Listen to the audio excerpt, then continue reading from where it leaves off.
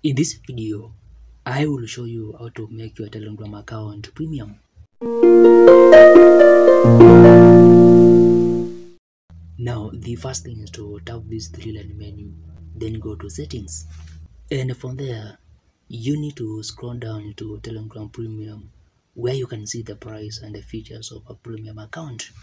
And after choosing your payment plan, annual or monthly, you can go on to subscribe, where you can first change your payment method. Then go on to confirm your subscription and start using your premium account. And if you want to cancel your Telegram premium subscription, you can start from the Telegram app or go to your app store in Google Play. And on Google Play, you need to tap your profile picture above here, then go to payments and subscriptions. And under subscriptions, you need to tap to open your subscription, then go on to cancel your subscription. Now, if you find this video helpful, like it, and if you want to grow and succeed on Telegram and other social media platforms, ensure you subscribe to this channel for more videos.